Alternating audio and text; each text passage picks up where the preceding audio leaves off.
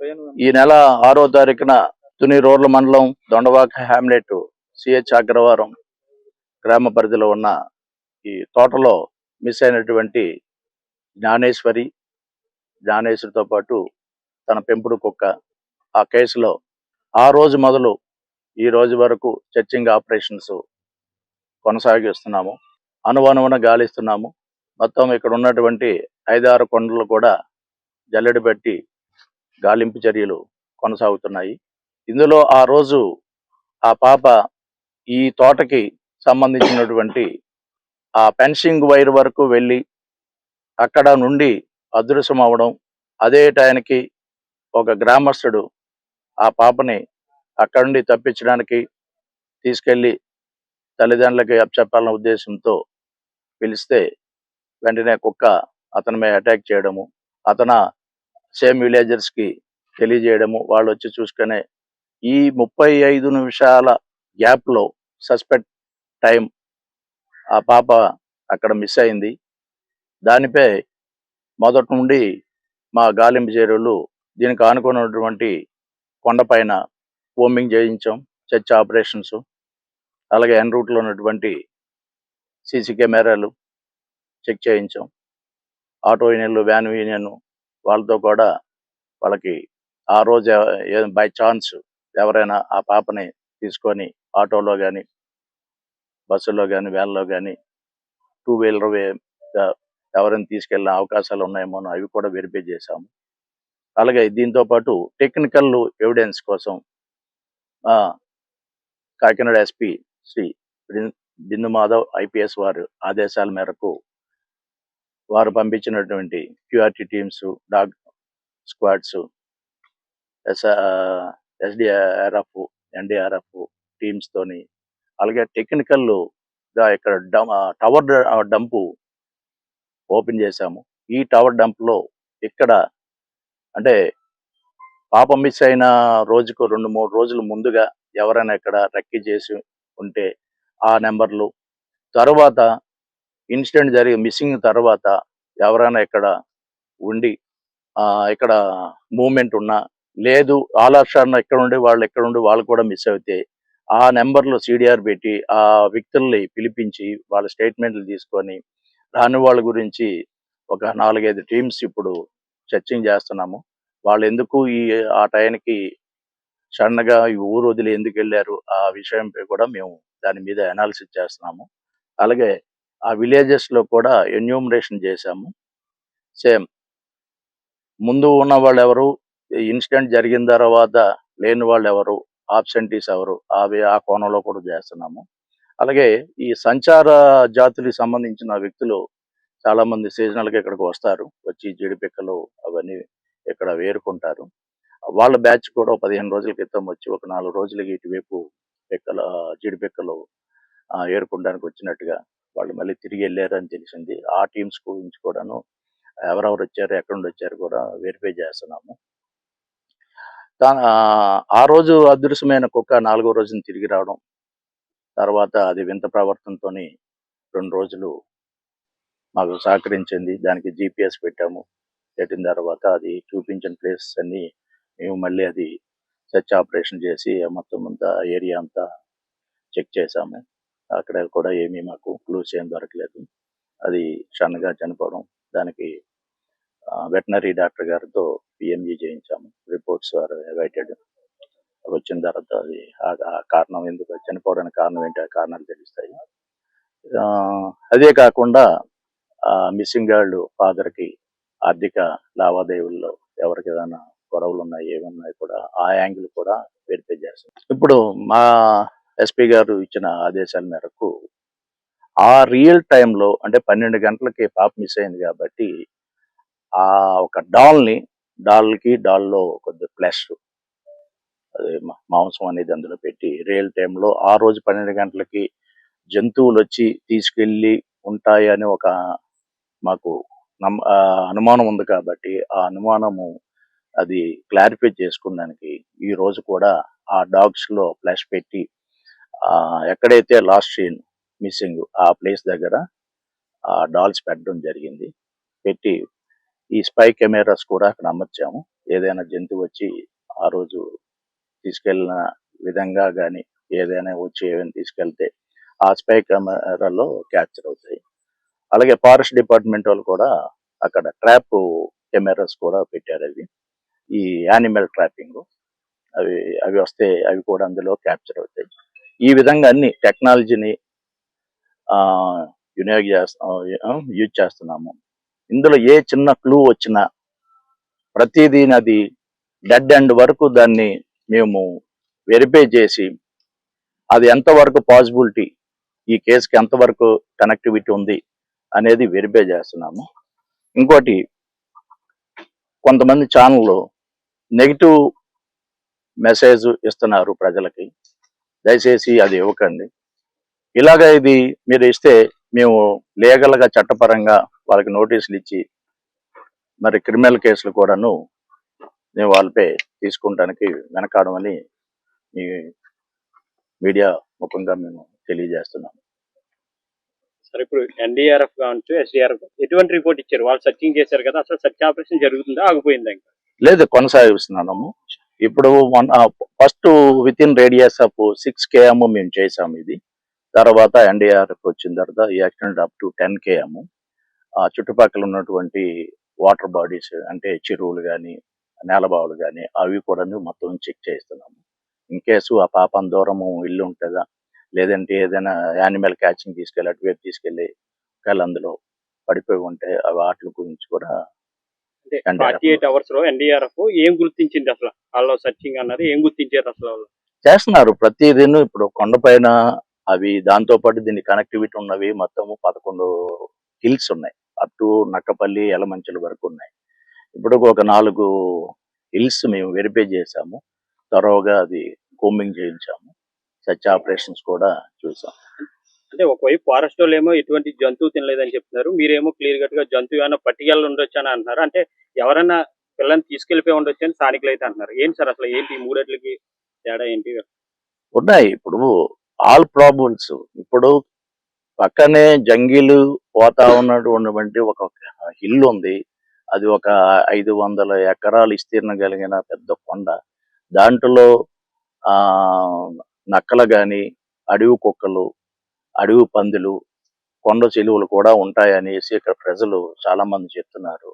అలాగే అర్ధరాత్రి పూట అవి నైట్ వచ్చి కోళ్ళు వాటిని తీసుకెళ్లే సందర్భాలు కూడా ఉన్నాయని ప్రజలు ఇక్కడ స్థానికులు చెప్పారు. ఆ కోణంలో తీసుకెళ్ళి ఉండొచ్చు ఆ పాపని.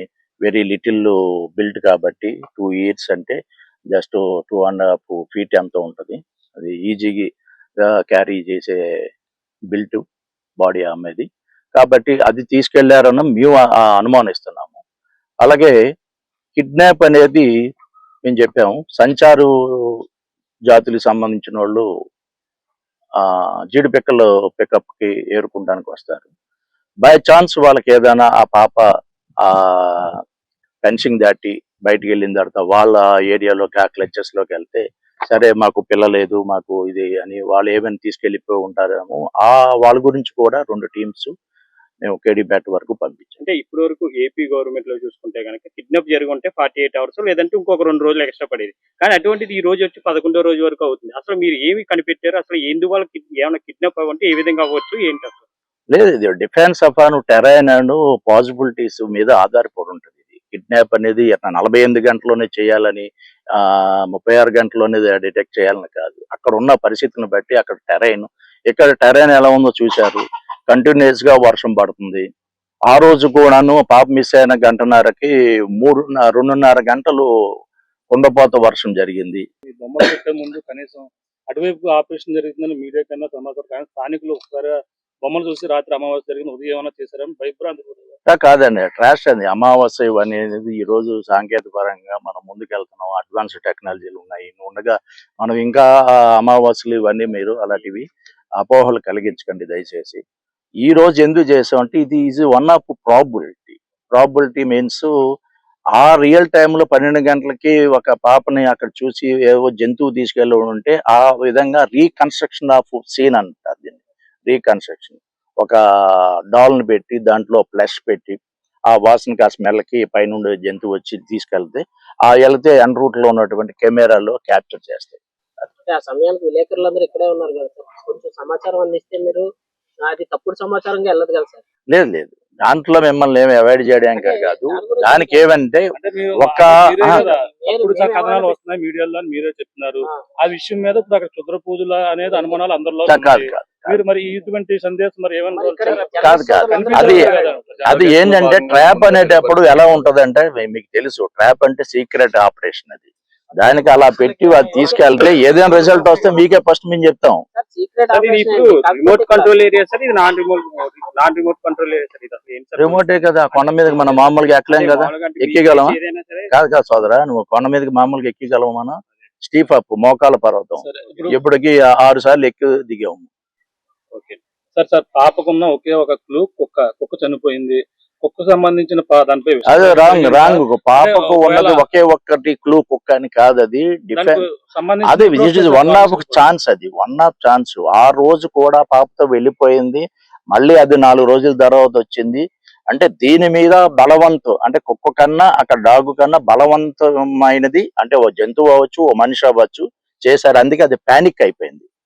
ఆ పాపతోని తిండి గాని పడుకోవడం గాని ఆడుకోవడం గాని అటాచ్మెంట్ ఉన్న ఆ డాగు అది అక్కడ చూసిన ఆ దాన్ని పానిక్ అయిపోయి మన దగ్గరకు వచ్చి సొంత యజమానురాళ్ళే ఆ రోజు కరిచింది. కాబట్టి ఆ రోజు మేము డాక్టర్ గారిని కూడా తీసుకొని ట్రీట్మెంట్ ఇప్పించాం.